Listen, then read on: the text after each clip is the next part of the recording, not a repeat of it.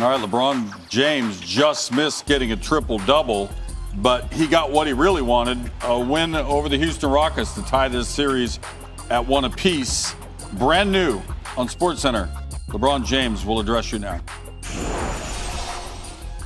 We came out in the third quarter and we go back-to-back threes. All just straight breakdowns. And once you allow a team like that to get going, then it's hard to reel them back in. So that was the result of the third quarter.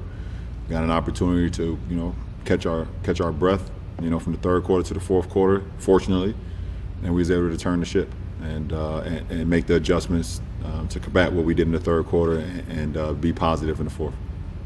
You really asserted yourself to start that fourth quarter, going to the rim for the dunk, then you got up in transition. What were you noticing about the way Houston was defending that had you take that path to start the fourth quarter?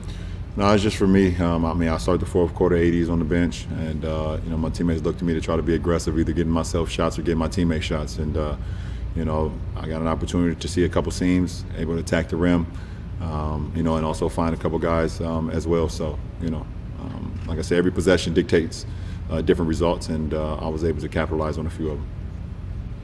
LeBron, it's Dave. Plus minus doesn't always tell the story for an individual player, but tonight it seemed to reflect Rondo's game. He was a plus 28 in 28 minutes. His only his second game in like 6 months. What did he give you tonight, and did you see any differences in his approach in game 2 versus game 1? Yeah, I think he was just extremely aggressive, not only offensively but defensively, taking the challenge on James, taking the challenge on whoever he was guarding. Just trying to lead. That's what Doe is. He's a leader, and for us to have him back in the postseason, it's a key for our team. And he comes in, he pushes the tempo, he gets guys involved, and that doesn't always show up in the stat sheet with Doe. The intangibles that he does offensively and defensively.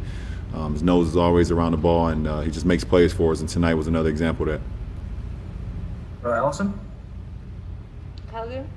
I think we asked you a lot before this series how much you guys have to kind of impose your will with your size. Then, of course, you go small tonight and play very effectively that way. How much confidence do you have in the flexibility the roster has, the Lions have, for you guys to take any kind of approach to how you want to play? Well, we built the team to be able to play in different ways, and be able to play big versus teams, be able to play small, be able to play in between. We built that from the beginning, and we have that. Always had that in our toolbox, and tonight was an example of that, being able to go to that. Smooth was Markeith. Sorry, you might not know his nickname. Keith was spectacular off the bench, giving us that instant offense, but just his grit. We love having him on the floor, but he was unbelievable for us in that second quarter, and everyone else who came in, like you said, Doe, AC, Kuz, those guys just came in and just gave us a big boost. Talk. You were talking before about the weirdness of not having fans here, but tonight you guys had fans in the last game. Your family members that are in there, and we saw you yelling toward them once, and after the game again. Was it nice to be able to have that interaction, to have supporters in the building? Oh, for sure. You definitely love having supporters in the building, but you also see me yelling over on that side when no one is over there. So it hasn't changed for me. It's definitely always great to see familiar faces. People that that has been there along the grind with you, and throughout postseason runs for me personally as well. But just having our, some of our family here, and then having some of our Laker personnel, people in the front office and things of that nature over there, it's great for us. And we just try to, but at the same time you keep the main thing, and try to execute. But the emotions are definitely great when you're making plays out there, and you're doing it for your brothers, your teammates, and your family and friends as well. Why did you decide not to have your kids come? Say that again? Why did you decide not to have your kids come? Why did I decide not to have my kids come here? Because there's nothing for them to do. I got a 16-year-old. He's going to sit in the bubble and do what? I got a 13-year-old. He's going to do what? And then my 5-year-old girl, there's nothing for her to do here. The park is not open. There's only so many times she can go to the pool. My kids are too adventurous, and they love to do so much stuff. It makes no sense for them to be here. There's nothing for them to do here. Go outside, come back in, go outside, come back in. They can stay in LA and they're great. There's literally nothing for them to do here. This is not a kid-friendly place, to be honest. One more question with Will. All right, yes, one more. Melissa Rowland. Hey, LeBron, you talked a lot about the Rockets' speed in the last game. Did you guys adjust to that the way you were hoping that your team would tonight? Yeah, like I said after game one, sometimes you need one game to be able to understand the speed that they play with. And I think we adjusted from game one to game two. Extremely fast team. They have, everyone keeps talking about the small ball, but their speed and their activity defensively and offensively is something that can catch you off guard, from, like a game one situation. And we got a feel for that. And we understand how hard and how much, every possession and how much scrambling and how much running and how much pace and how physical, the game is going to be versus this team, because they're very good, extremely good, no matter who's out on the floor. So we did a good job of that tonight. All right. Thanks, LeBron. All right, those were his words. Here are the numbers. LeBron and Anthony Davis combined for 62 points.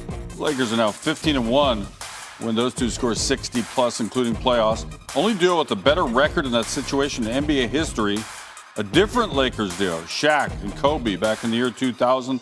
Those two won their first title together that season, something LeBron and AD trying to pull off right now. We did a lot of double teaming, and we were really active in the first half, getting to shooters. We had some breakdowns, getting to some in the third quarter.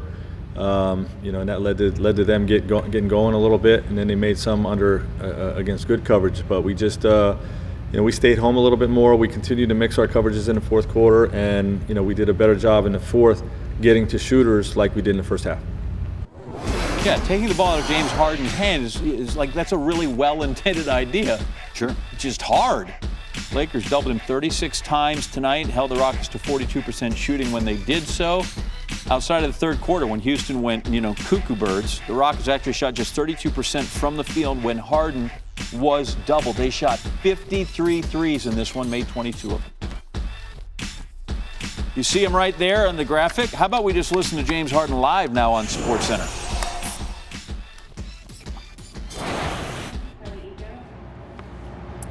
Hey, James, overall as a team, how would you guys assess how you play the zone at the show at times? They caught us off guard, but I think later in the game we did a pretty good job of it. We weren't aggressive enough, and we didn't attack their zone enough. And they gave them confidence. They started making shots, and that's it. Do we have any other questions? Kelly Ego? Sorry, I don't have a question. What do you think the best way to attack that kind of zone? Is it just ball movement? It wasn't even, it wasn't the zone. It just came out and played, harder than us, I felt like. And finally, in the second half, we woke up and, we took the lead. So we just got to, have that intensity from the beginning of the game. We'll be all right. Thank you. Tim McMahon. James, Russ obviously is in a tough situation, coming off an injury, such a long layoff, and trying to get back to peak form during the playoffs.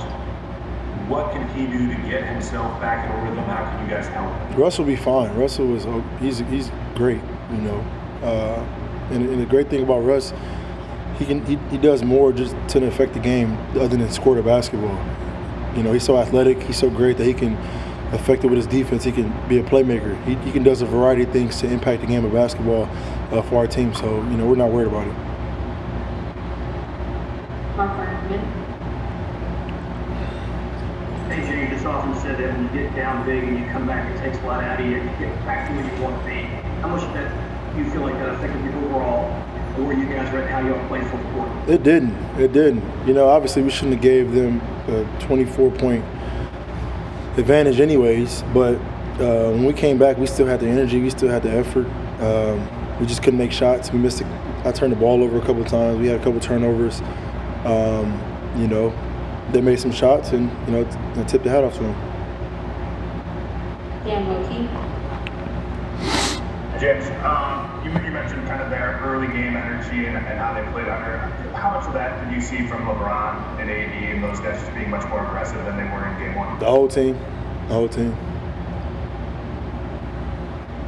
Cody Davis. Hey James, you guys scored 41 points in the third quarter.